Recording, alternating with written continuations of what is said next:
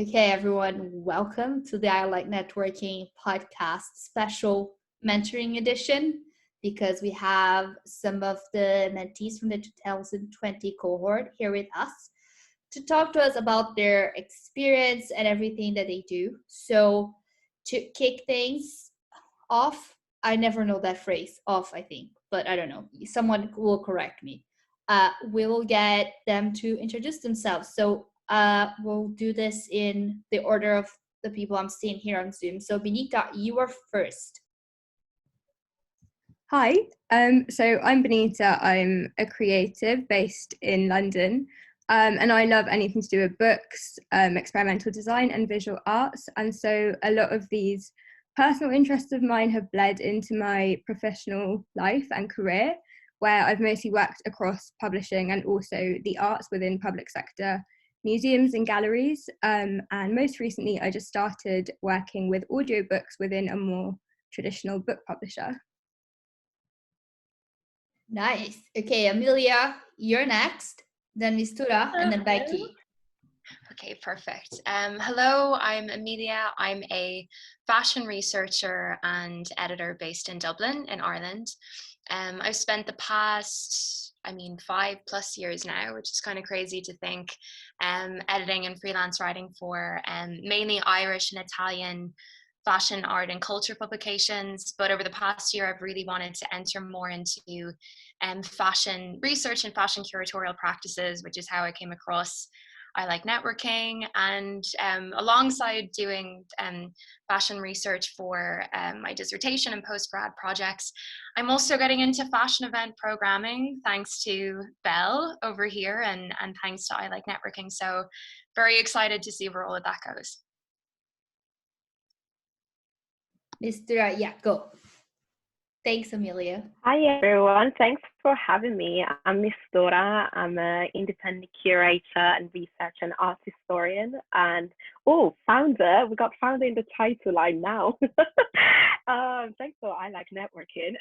I am originally from Italy. I'm currently based in London. And I sort of specialize in contemporary African art. That's all I do. Just Black art all day, every day. Yes, love it. I forgot that you were that now as well, Mistura. So I have to put you in touch with someone after this conversation ends. Don't let me forget. Okay, Becky, last but not least.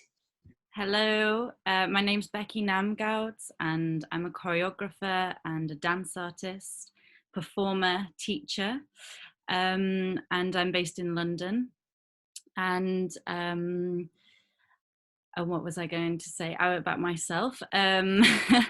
My work is mostly focused around women's bodies and our experiences in life in general, and how women's bodies and the earth have a deeply rooted connection. Amazing. Thanks, everyone. So now we'll go to the very special part of the session where we'll talk about the real thing. So you can decide who wants to go first, and then you jump in at any point, so that this becomes more of like a conversation. Otherwise, it's going to be like a very boring interview of me to you guys. So I think it would be great if anyone could share why they decided to apply for mentoring with I Like Networking, and what is like the one thing that that you wanted to get out of it that you did, or maybe something that you did get out of it that you didn't expect you would.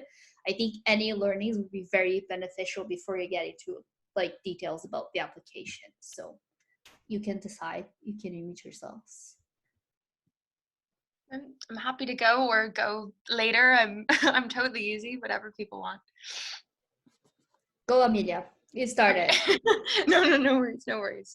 Yeah, so it's sort of mad. I remember I was researching for my dissertation over the summer, and I came across this video of Isabella, who is one of the mentors on the I Like Networking program, who became my mentor and who I'm low-key obsessed with, but I'll get to that later.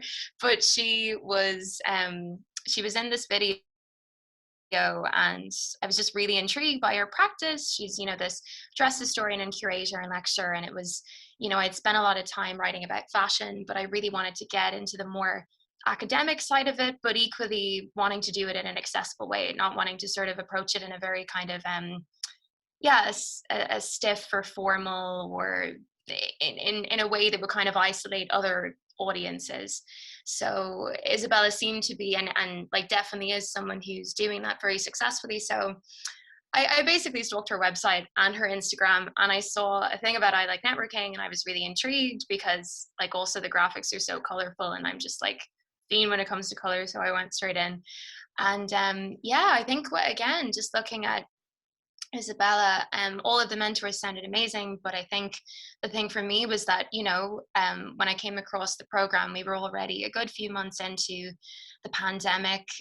The work that I specifically want to get into, as I said, curatorial practices, working with fashion objects in museums, it's something that, unlike the writing that I'd been doing, very much requires you to be on the ground and in physical spaces, and kind of non-essential spaces. So, my kind of idealistic prospects of getting work experience over that summer was just non-existent. So I think I just applied because I really wanted to, having not entered at all into that area of fashion and of dress studies, I wanted to get some guidance on not just how to enter into that field, but how to enter into that field with what we're going through right now, in unprecedented times, and how to navigate that. And I think she has given me just an amazing foundation beyond even my wildest expectations.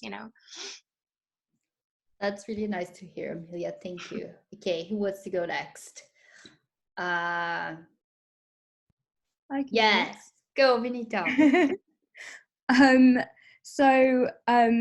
Similar to you, Amelia, actually, I came across I Like Networking randomly on Twitter from one of the mentors, Toby, who, does not even like work in my area of interest, but I just found out about it through a tweet she put out, and I was really drawn to the branding and everything about it. So then I had a further look and then found my mentor, who again was amazing. But I think my kind of need for the program and why I thought it sounded really great was because so I'd actually worked in the book publishing industry previously for about 4 years, but I stepped away from it because I was feeling extremely burnt out. So in 2019, I took like a small sidestep and started working more directly with museums and galleries rather than within the publishing side of things. However, kind of doing that, I realized, do you know what, I actually do want to return to working with books again. So I kind of resigned from that job, and then COVID hit. So it was really rubbish timing, to be completely honest. It was really difficult to find opportunities, and it had a massive impact on my job hunt.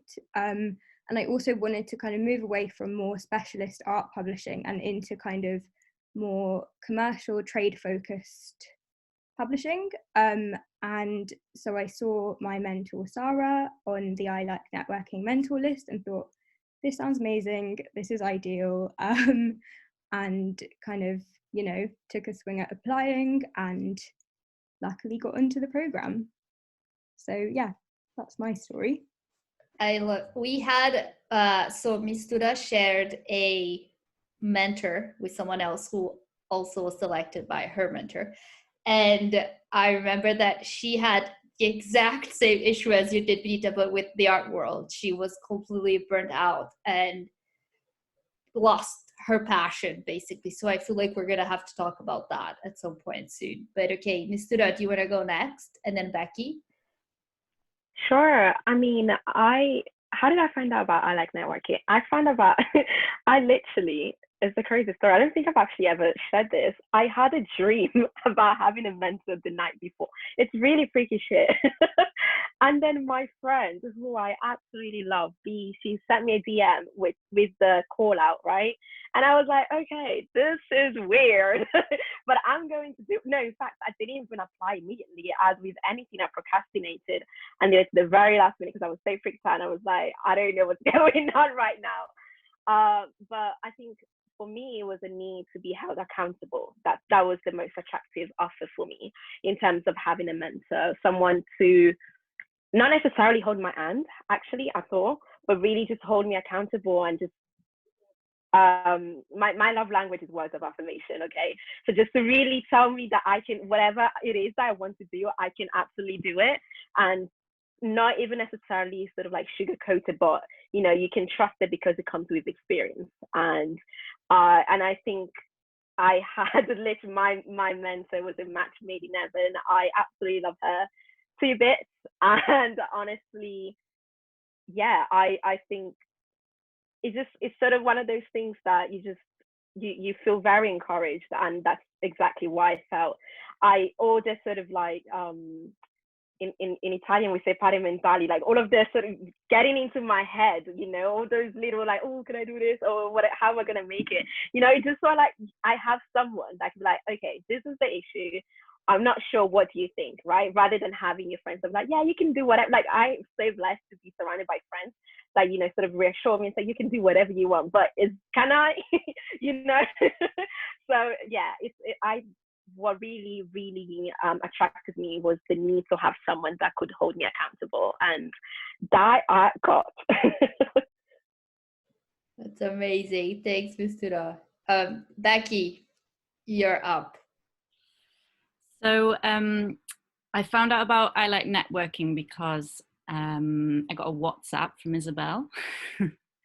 A big long WhatsApp, and yeah, so I already knew Isabel beforehand. We met in 2016 when I got my first sort of, I guess it was like my first official like commission as a choreographer. So the reason I applied, I guess, I've been working as a choreographer and as a performer for a while, for a few years now, maybe 6 years, 7 years, and I think that I was struggling to decide whether I need to like take a direction and focus on just creating my own work, but I still felt desperate to still perform and to work with other people. I feel like I get so much inspiration from working with other people and yeah, meeting other choreographers. So yeah, I've sort of felt this sort of, I couldn't decide whether I was doing the right thing, trying to be all of these things at once. But I think I also had a little bit of, I was having a bit of a crisis confidence, and at the same time also really wanted to step up and embark on some more ambitious projects. And I think I needed some guidance to sort of remind myself like that I can do those things, like you were saying, Mr. That I don't need someone's permission. So there was quite a few mentors actually that I really wanted to meet a few of them, but I chose Becky Bateson, who is a director, producer, curator extraordinaire, and just hell of a woman. And she was incredible. She took on 3 mentees actually, because there was a few people she wanted to work with, and she really helped me to see that I just don't need to wait around for anyone's permission to tell me that I'm ready to do these big things. And actually, like when I think about it, the projects that I've done in the past, they always took, a few years to actually like bring them to life. And so she reminded me about sort of starting now, so that by the time I arrive there, I will feel ready and prepared. amongst many other amazing things. But yeah, great woman. I love that. Thanks everyone for sharing. This is really fun for me because I remember everybody's application and it was really hard to set, like the mentors took forever, as you will remember, like the application took forever because no one could decide. It was like they would call me and we would have Zoom meetings and they would be like, what do I do? And I would be like, I have no idea. Like, it's not my problem anymore. Like, this is me. I've done this far. Like, now it's on you. So it was pretty bad. So I'm very grateful for the cohort we had and for everyone who decided to join this program that did not exist, 2 months before. But do you guys, one of the questions, so I did a few sessions on mentoring with Katie from the Industry Club. One of them was about getting a mentor, and the second one was about working with a mentor. I don't know how your experience was, but one thing that I tend to say to people who are considering applying is that you as the mentee do most of the work, right? So you have to be active and proactive, right? I think the 4 of you who are here today are examples of that. Like, you go after what you want, you message, you ask for things. I don't know if it was always like this, but this is the impression I get from meeting you last year. Not you, Becky, obviously I met you before on my first ever real job in London. So I would think it would be interesting to hear, like, what was a few, I don't know, tasks or exercises or even conversations or things that you had to do, prompts that you thought were really useful, just so, like, as people have a few examples of things, that they might have to do in the process. Because it's not, the mentor, as you said, doesn't do the work for you, doesn't solve your problems, right? It's more like an accountability person for sure. So I'd be interested, because that part I don't know, I'd be interested to hear if there's any exercises or tasks that you did that you found was really helpful for you, and you can just unmute yourselves. Yeah, sure. For me, I think from all our sessions, what was the most useful was actually to have a plan, right? And have my business plan on lock. And I say it's the most useful because today I still refer to it, right? In terms of like, oh, okay, this tick. And actually, with anything that you do, I think what's really important is to get the foundations right. And then at least you know that whatever you're building, you're not sort of correcting and sort of patching it up afterwards. So I think sort of in that effort of getting the foundations right and sort of without rushing, because there's no real rush, I mean, do it, but there's no real rush. So I think that was the most useful because I refer to my plan quite a lot. I love that, Ms. Tura. Thank you. Amelia, you unmuted yourself. You guys just jump in. I think I saw Benita do it at the same time, and I was like, no, we could go together. No, well, oh, no, wait. What we do? No, I was going to say, you go for it, and then I'll go. Okay, perfect. No, I'm like fully in agreement with Ms. Tura on the plan and getting that foundation right and going back to the plan. I think that was something that was huge because I think, again, I guess at the risk of repeating myself, but because I was making making kind of the initial steps into making my entry into the field of working in, dress museums and institutions. Because also it's really not a fleshed out sector in Ireland to the extent that it could be. That's also something that I'd really love to help with down the line. And that was another thing that I spoke to Isabella about at length. But I mean, it's just so hard to narrow it down in terms of the usefulness of the tasks, because I mean, everything was just so relevant. I mean, literally down to, as she put it in our last session, she said the only thing, Amelia, that you really need to do is just be able to, when, the pandemic permits it, to like go into a museum space and actually like get some experience handling these objects. Like otherwise, like we did, cataloging object lists, adapting research for like a variety of different audiences. And that's the thing I loved as well, is that Isabella came in with, very much a set plan of she outlined her expertise and what she could bring to the table, but it was equally so malleable and said, I really want you to tell me at every juncture exactly what you're looking at of this, in that sense.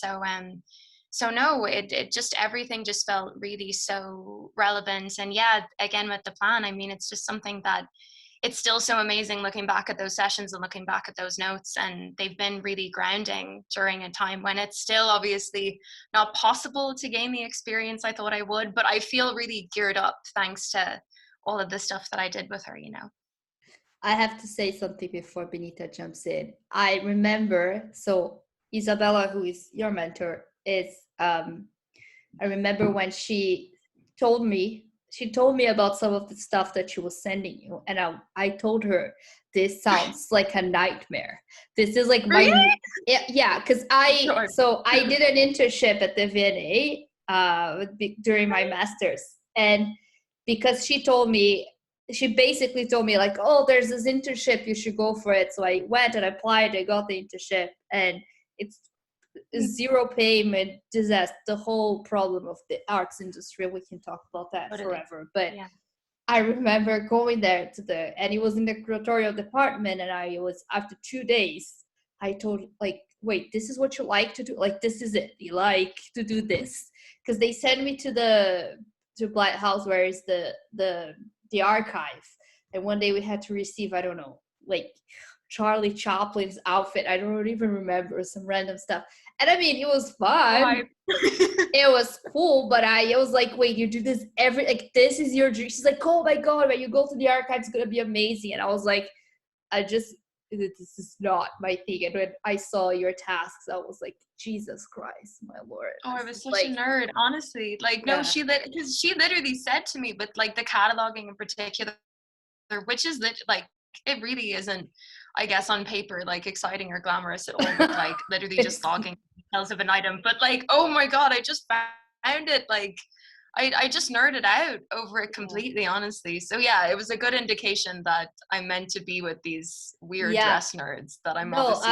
100%. I'm very happy for you. But like Isa and I was like, okay, this is, because when I came to London, I thought, maybe I'm gonna be a curator, because that sounds really cool. And then I went and I was like, okay, this is not that. Like, it's not for me. It's definitely not for me. Like, it's too many dead stuff. Like, where's the people? But yeah. Benita, go for it. Sorry, I just wanted to make that clear. No, that's okay. So, yeah, I'd say that my mentoring sessions were a combination of quite kind of practical tasks that my mentor, Sarah, gave me, but then they were also really reflective and got me to like question things a lot, to kind of think about my capabilities and experiences in a different way, and also to kind of change my way of thinking to kind of overcome my imposter syndrome. And so in terms of like the more practical things, because I kind of wanted to return to book publishing, it was stuff like getting me to think about and imagine myself as a publisher or like a senior commissioning editor, and what kind of books would I envision on my list. And that was stuff that, I hadn't thought about in so much detail before, and kind of forcing me to do that was super helpful. And I think that is one piece of advice that I would give to a mentee, is like, force yourself to be accountable. If your mentor has asked you to do something or to like prep something for your next session, then do it, because it's for your benefit at the end of the day. And so yeah, that was something that I thought was really helpful to kind of keep in mind. But then I also, like, from a personal point of view, I kind of see like the mentoring process as like twofold, essentially. So I think like the first thing to think about is, and what I thought about is, what do I want to get out of like the entire process as a whole? So like, do I want a mentor who's just going to like listen to me? Am I doing this for networking purposes? Is it to help me with kind of like more professional and career related advice, and kind of so on? But then, in addition to thinking about this like bigger picture and like your long-term goals, I think it's super important to think about like what you want to achieve in the present, and have like these smaller kind of hurdles that you can get over, and both of these things kind of work hand in hand, I guess. Yeah, that is so important what you touched upon, Mita, which is like being intentional, right? Because you if whoever is listening to this and if they decide to apply, it is like you have to not waste. You have to, take some time to apply, although it's not like you don't have to write an essay, but you do need to decide what you're going to do and research the mentor, etc. And then when you're in it, exactly, like you have to do the work. And so it can be so I think it's important to be intentional about what you're doing and why. And I think what you said about having big goals and smaller goals and medium terms is so, so important. So after everyone has shared about that, if they want to say if they found any mechanisms to make that easier, or even you, Vinita, like any tips. But I love, you can all give tips about if you thought, like, would you say to yourself if you had to start over on this process, or the next time you get a mentor or something. But yeah, Mr. You can all pitch in at any point. Okay, Becky, go. So yeah, mine, Becky was the same with me. Like Benita said, like we had physical sort of tasks, practical. I've been writing too much about dance all day.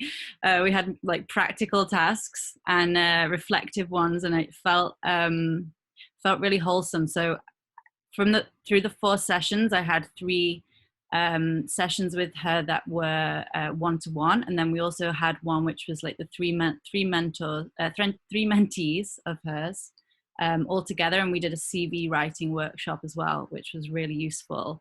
For me, I always like struggle to brag about myself, and one of the things that Becky kept saying to me was like, be bold, be bold.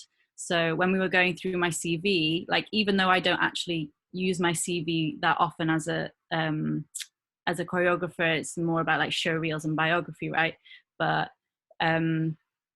going through my CV and actually like writing down and remembering everything that I've done over the last however many years, and Becky reading that back to me and then actually saying to me, oh, well, actually, like I worked on that project with you and you've forgotten to mention that there was like 1,000 people at that show, and that got a 5-star review, and that,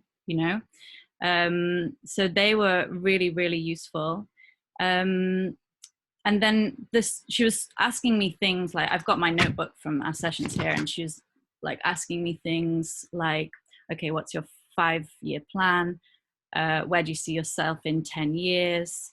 And one of the things we talked about was like, I felt like before we went into lockdown that I really had some momentum building, and that I had projects on the way, and obviously, everything went flat. And then I was thinking like, I don't know how to get that going again. And she was asking me, like, what would that momentum look like if lockdown hadn't happened? And then we'll start a plan about how to get the ball rolling again. Yeah, so it was like really beneficial just having little bits of homework to do each week. Things like going away and putting in order, like, okay, what do I make my money from? Is it performing, teaching, choreographing?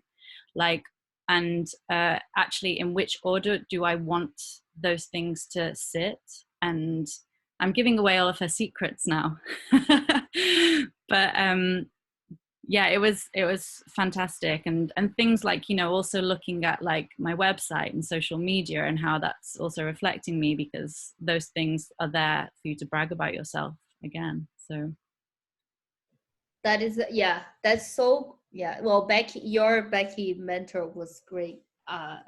She was my first boss in London, and I was really scared of her in the beginning because she's a very bold woman, but then she's amazing at all of that and really generous person. So I'm glad you had all of that, and I think some of your tips are really useful, actually, the stuff you did. So whoever's listening can have free mentoring tips on this one.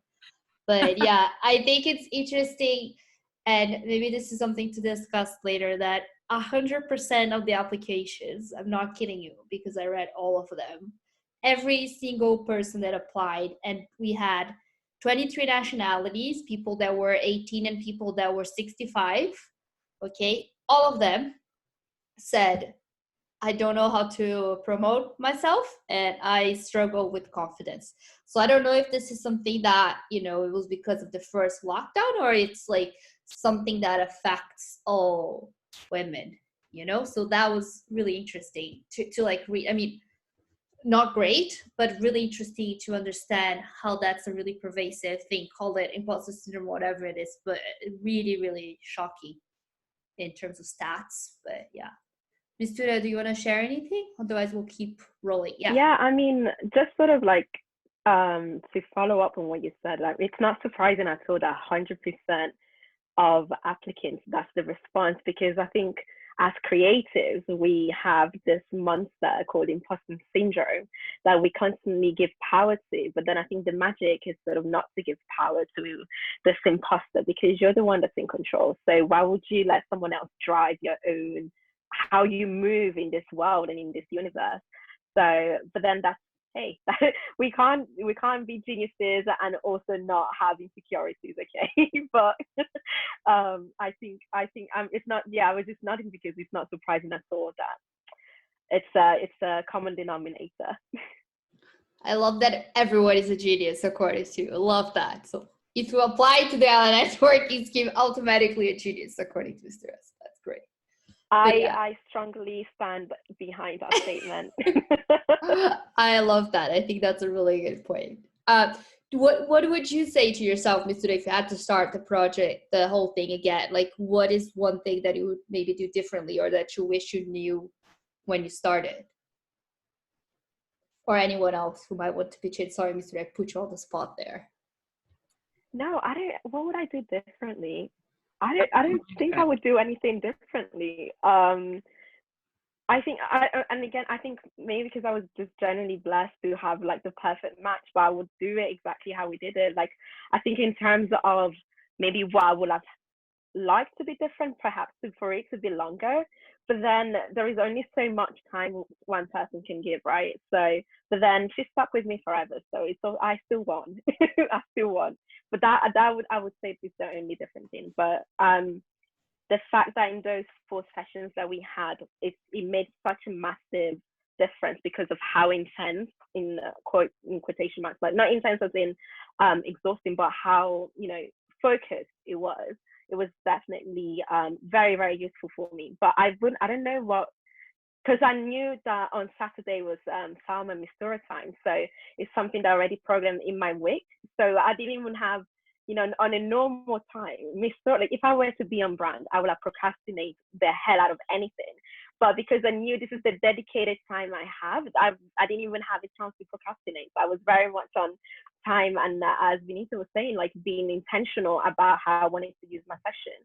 So, and you know, you especially when you're presented with an opportunity and you know you have 4 of those, you know, you're not going to waste by coming up with some excuse that, oh no, I forgot to do the task. What's the point then? You know, just make the most out of the dedicated time, which I think is also it's something that also makes sense of the way it was sort of packed. Because if you, for instance, on the other hand, if you had the opportunity that you knew, oh, I have 15 sessions, then I will promise you that procrastination, my friend, I keep mentioning, I will definitely not procrastinate at something. So I think because of how I knew I had this sort of set time, I'm not going to waste the opportunity and chance. Well, no.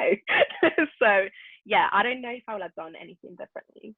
No, but that's great. And I think this is a really important thing to mention, that like just because the mentoring session ends doesn't mean that you'll never talk to that person again. Like hopefully it's a nice relationship and it's someone that you can come at any point and say, oh, would you like to have a chat about this, and so on. And so you're going to have mentors that dip in and out of your life throughout your life. You know, it doesn't always need to be this structure, but I agree with you that the idea of the structure is exactly that. So it's not too overwhelming and makes everyone more accountable, including the mentors, you know, like they know that they have to separate time in their calendars. So I think but thanks for sharing that. It's really great. Yeah, I would also say, like, to not be afraid to be direct as well about what you want to get out of it. like when someone's asking you what your ambitions are and what you want to achieve and what you want to actually gain from your mentor, not to shy away from saying that I want to meet these people, like how can you put me in touch with them, or you know, like your dreams aren't too big and nobody is going to tell you that they're not achievable. Yeah. No, I totally agree. Like it's a funny one because I always had this thing over the past few years and before this whole experience with I like networking, where even if someone that I would have worked with or just crossed paths with and had collaborated on some, I don't know, editorial project together, and even if they themselves voluntarily would have said, oh, you know, let me know and I can put you in touch with blah blah blah, or like, you know, totally name drop me. It was always something that I felt very conscious of, and I don't know if sometimes I feel in Ireland in particular, I've just because I feel like Italy and Ireland are kind of the two main cultures that I've known in my life in terms of like living longer term. But I really feel like here in Dublin, there is this attitude that even if someone, and I think it is definitely a thing with women and creative women in general, but here in Dublin, that you know, someone with even a normal level of confidence or reaching out and the like could be seen as, oh, isn't she a bit full of herself, or isn't she a bit whatever. And I carried around this thing um of that aspect of not kind of wanting to put myself out there too much at the risk of seeming like that. But then also, in terms of dropping people's names, I felt, oh God, will it seem distasteful and the like. And now I realize just how common and accepted and embraced a practice it is. And I think that's also like the really amazing thing that I found about this whole experience too, is that, you know, I mean, what I've loved about it is that, you know, I've literally spoken to anyone who listened to me over the past few months, like pals of mine here in Dublin or, you know, outside of Ireland, about the program. And I know that, you know, a few friends of mine in and outside of college here are going to apply for the new cycle, which I'm really delighted. They've just been so taken by the whole initiative, as of course they would be. But I just think the fact that, you know, I'm sitting here in Dublin and you guys are, I mean, you're probably all in the UK, I'm pretty sure. But, you know, there's such an international presence in the community that I feel like it it just opens you up to so many different mindsets as well, and it can kind of break you out of the, you know, and I love Dublin and I love the communities here, but like with anywhere, it can get a bit parochial sometimes, or it can get a bit limited. So it's that's why I literally I hope there's like some mass entry of Irish creatives coming in. I'm going to do my best to just be the Irish, you know, hype girl for it, because it's something that we're like particularly lacking here, are those spaces, and actually going, as Becky was saying, like it's totally okay to endorse yourself, to believe it. Like in fact, it, you know, it is what we should all be doing. So that was a big thing for me, I think, to sort of embrace that a bit more. I just wanted quickly to say that the beauty of being a woman is that when we're not invited to tables, we just create our own table, right? And I just to say, Amelia, like, just, you know, yes, be the hype girl and be the hype woman and cheerleader to the Irish invasion, even though it sounds I don't know, maybe we should rebrand that. we should work on that, but in a positive manner. But yeah, let's just create our own table. Hello. Yes, Mr. Amazing. That's the spirit. I love that. But yeah, did you find applying difficult? Because I know that there was a video element that we had to ask everyone afterwards, and this time around there's a video element. Like you should be able, like, we ask people to record themselves unless they have, you know, any access issues, but just telling why they want to participate and a bit about them. And that's actually very helpful in terms of, you know, seeing like personality more than anything. And because, you know, that's how a lot of the times the mentors will kind of, you know, see if they connect with that person as well. So you all are saying that you had good connections that, you know, I identified, and I think that's really important. So I would like to know if you either had issues doing that, if it was hard, if you would give yourself or someone else any advice. And also, what was the other question I was going to ask? Yeah, interested in seeing how did you how did you decide, okay, I actually want to work with that mentor instead of that mentor? But you can choose to answer both or none or one of those questions at any point. I was really nervous about the video ahead of time, and it's so funny because now I feel like there's probably that element. Well, I mean, you guys are clearly like, you know, massive go-getters, but I feel like I had this kind of sense of going, you know, I don't know, I feel like anytime I have felt that sense of like fear or trepidation about, you know, new things, which has happened with almost every new creative thing, I guess, that I've probably ever done over the past few years of going, no, like push through it. I knew that if I didn't push through it, then I would regret it massively, even if it sort of came to nothing. And, you know, even though I got such a good sense ahead of time about what the program was all about, now that I know you, Belle and Isabella, and you guys and the mentors, I'd say to anyone applying, and I was actually literally talking to someone last night who wants to apply, and they mentioned the video thing, and I was saying, it's like, well, it's just great. I mean, I knew that it would be a no judgment zone, but it's like, now I really do know that it's just, I mean, one of the most, just encouraging and inclusive communities that I've ever had the pleasure of getting to know. So I think that, that's something that I would say to anyone applying who's nervous about that part. And it makes so much sense. Like, I think, oh God, I actually I was clearing through computer files the other day, and I actually came across the video, and I was like, oh my God, I don't know whether or not I can actually bring myself to look at this like right now. And it's so funny because, like, I think about like a video that I had to send in in relation to the ambassadors thing with you, Belle, like back, you know, whatever, last month. And I just compared, like, there was, I don't know, I think the application video that I sent in was August, and then the ambassadors video was January. And, you know, just the two experiences were just kind of like night and day. It was like, I'm so glad that this pushed me to actually kind of to grow more confident in that. I had an answer for the other question, but now I've forgotten what the other question was. I'm sorry. What was I'm trying to think. Amelia, you know, just to also ride on the same wave as you, I also was looking at the, like, I have it right in front of me.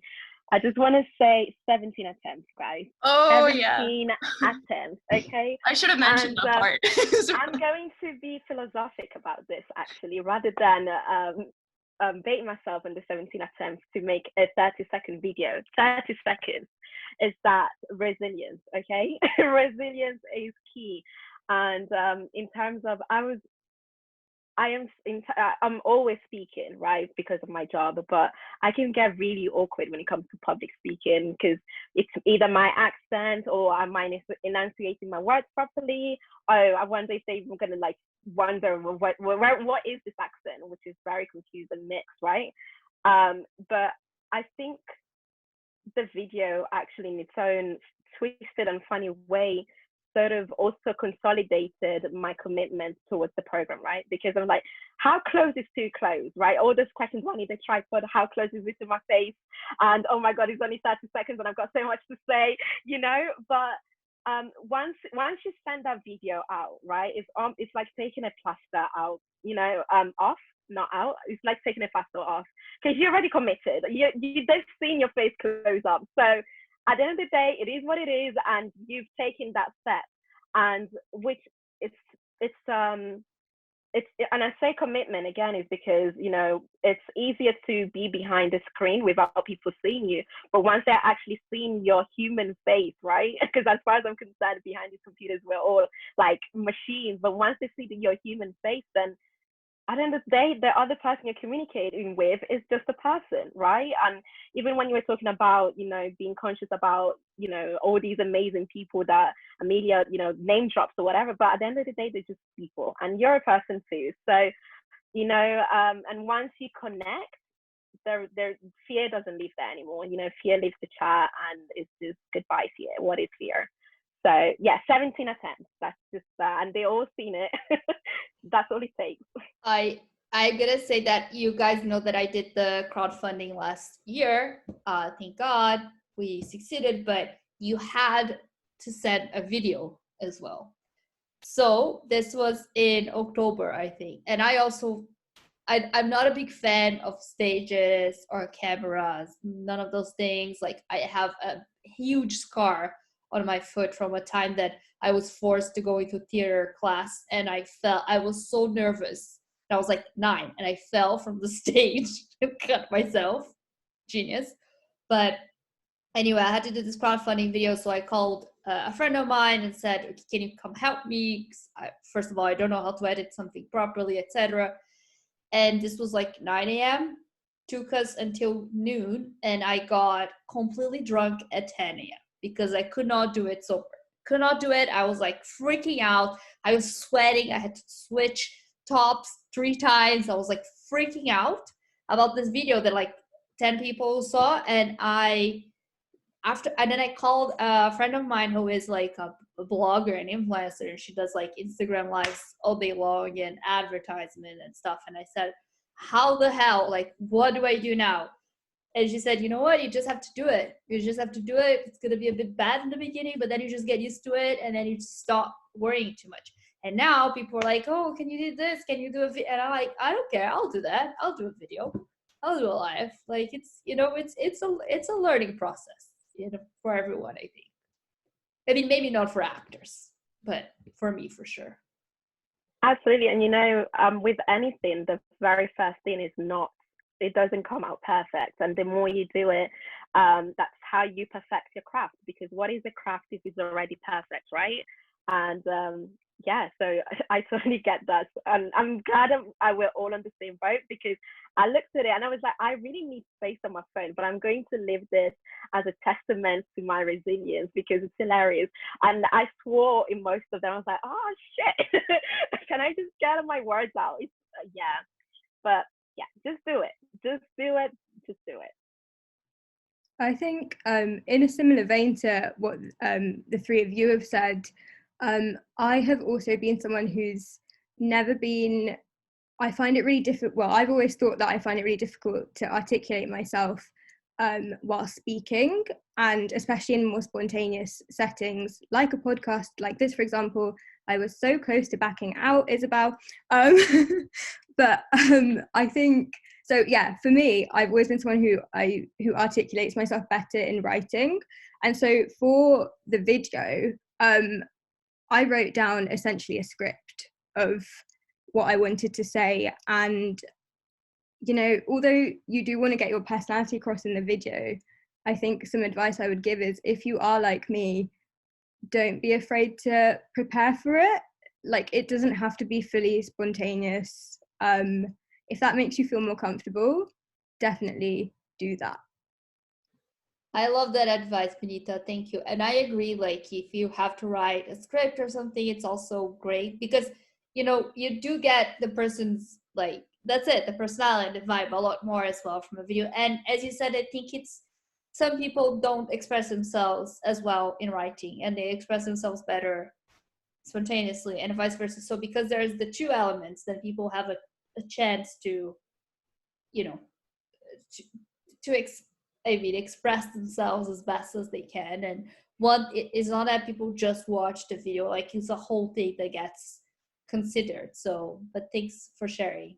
Yeah, I think the application's really accessible, and it just doesn't take much time at all, unless you redo the video like I did as well, like 100 times.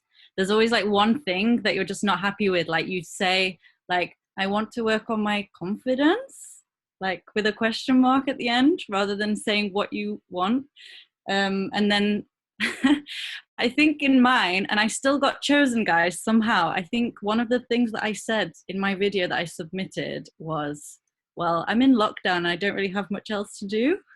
Like, I think I said something along those lines. And so, yeah, you can't do much worse than that. But yeah, it's 30 seconds is really nothing, actually. It's like introducing yourself. Yeah, we're gonna let it be a bit longer this time around, just to help people out on that, because I feel like that's a bit stressful as well. We don't want to add any stress, any unnecessary stress to people. But yeah, hopefully one day it's gonna be fully accessible for every single like disability existing out there. But we're not there yet. We have someone working with us on that. We'll see. I think one of the goals of the program, which I decided last year when I thought that only 100 people were going to apply.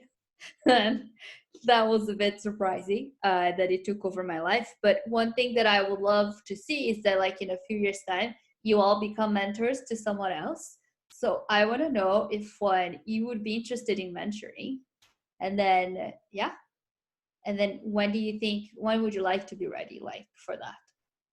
Like in 2 years, in 3 years? Like, where would you like to be? She's trying to book us already.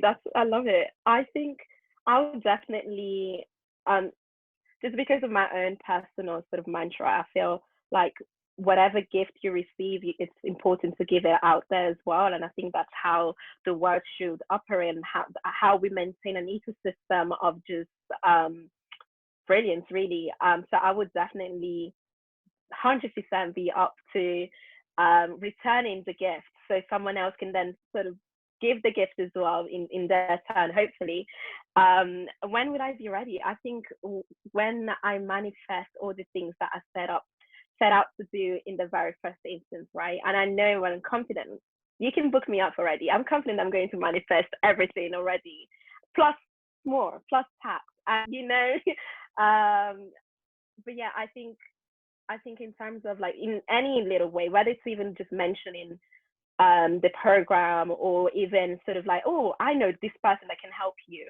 I think it's just part of the circle of life, right? Just really maintaining the ecosystem, because I don't believe in holding gifts and holding contacts or holding opportunities, because you're only one person. You can't do it all. If there is someone else better that you think can benefit from this amazing opportunity, this amazing other person, why not share?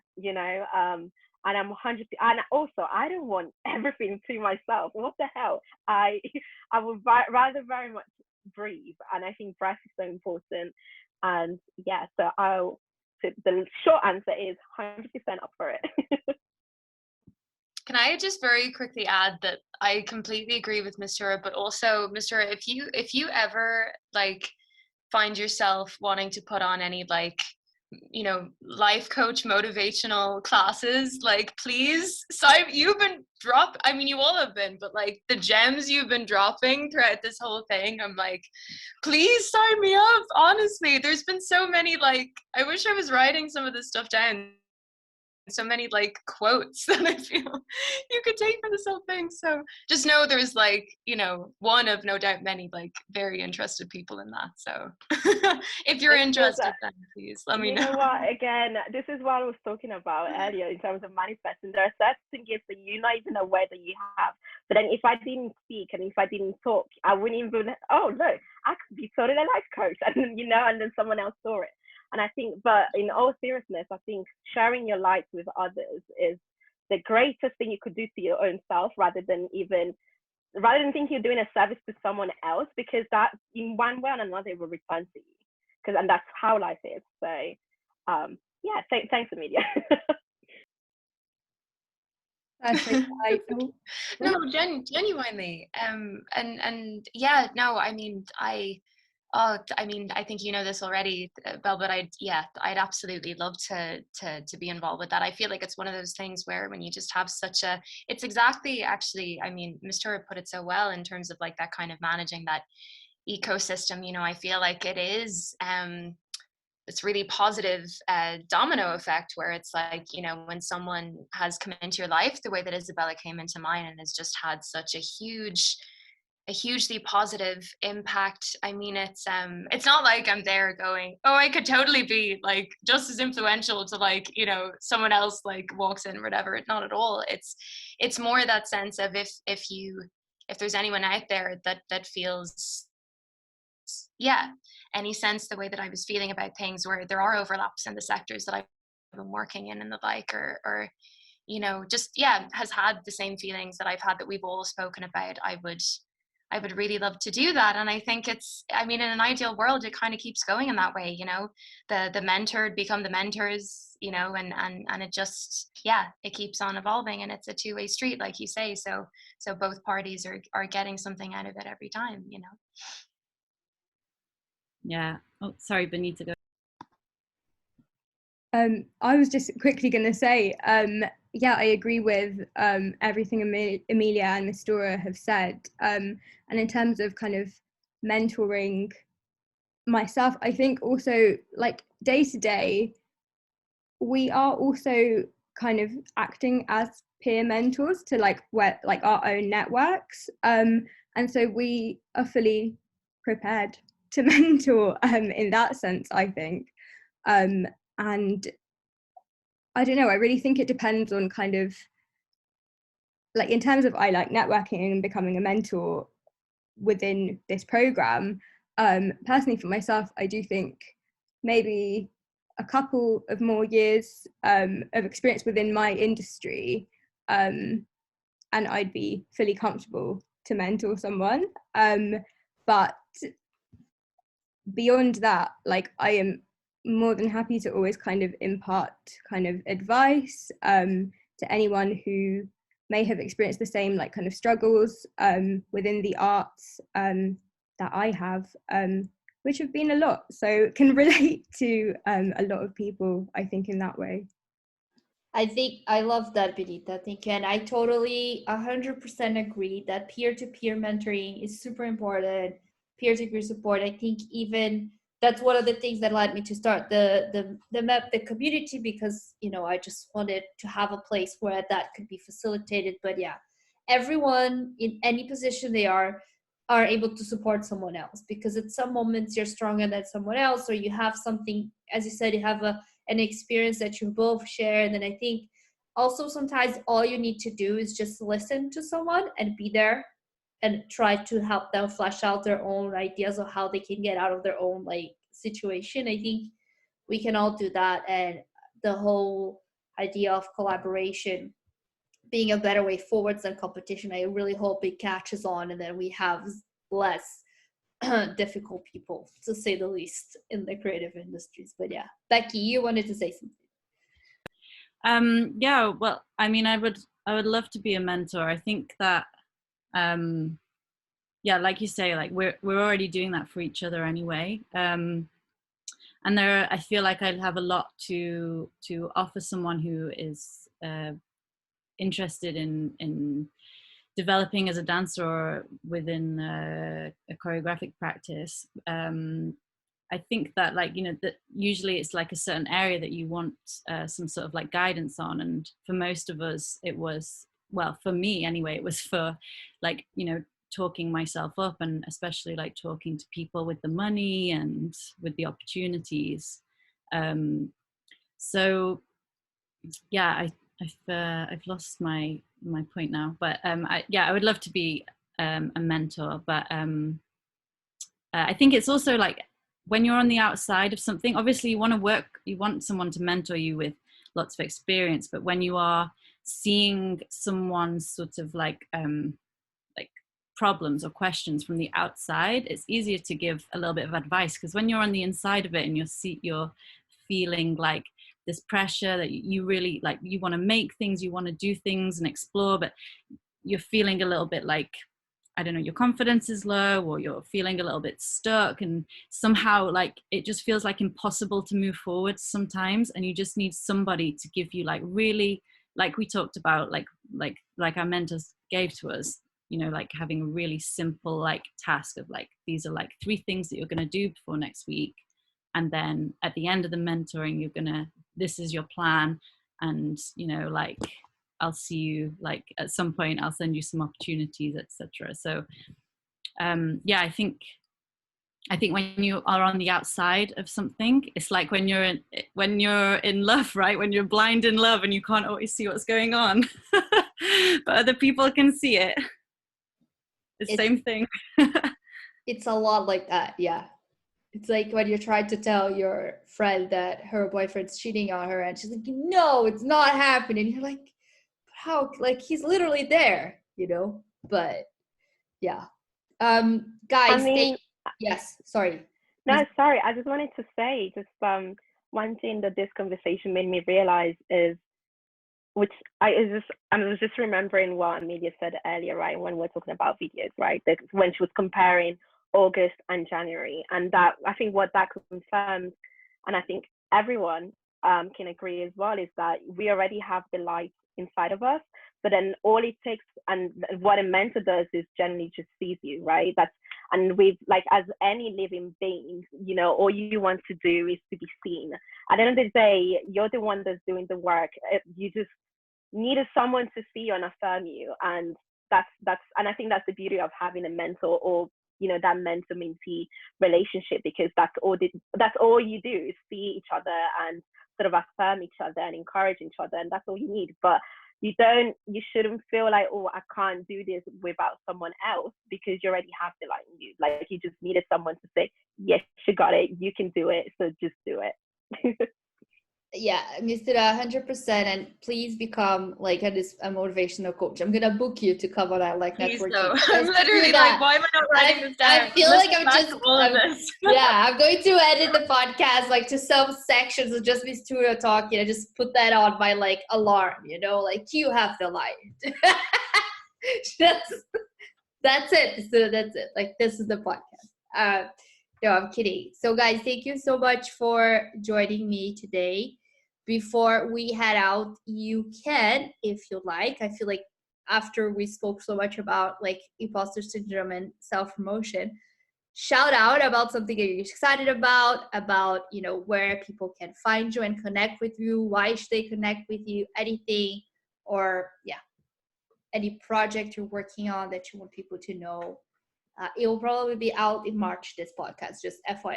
But yes, this is your time to shine now. Yeah, totally connect for my next motivational venture. No, so you can totally find me on Instagram, Mistura.a. That is MISTURA.a. And I am going to be launching in October my art platform called Ashiko.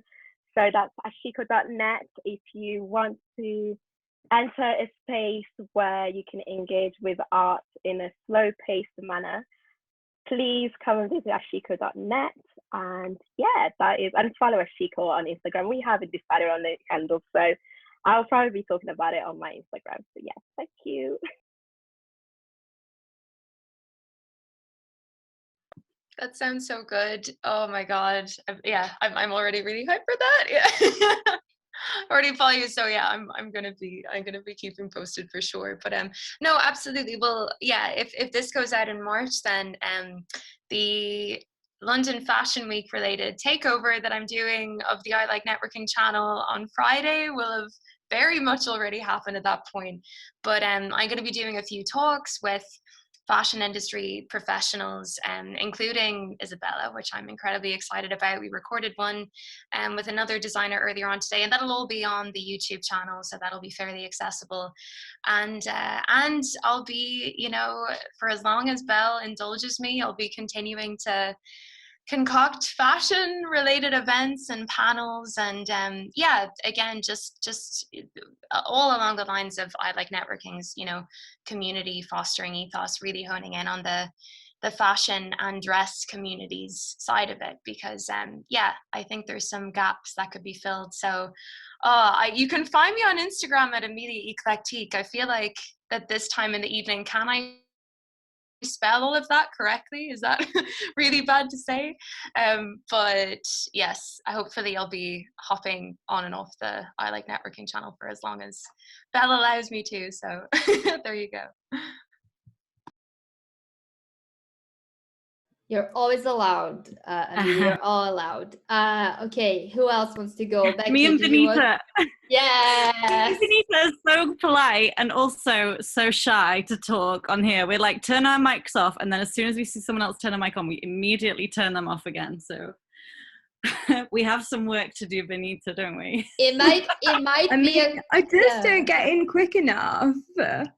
I think I'm gonna it might let you be go first. Yeah, no, I think it might be like a cultural thing, because my family is obviously from Brazil, and I have this like, well, I have like 100 passports, as some of you know. I'm like Jason Bourne, but you know, it's like Polish, Italian, Portuguese, Spanish. So we just jump at each other. You know, that's the way to get your word across. You know, when we were younger, we asked my dad if we could buy a parrot.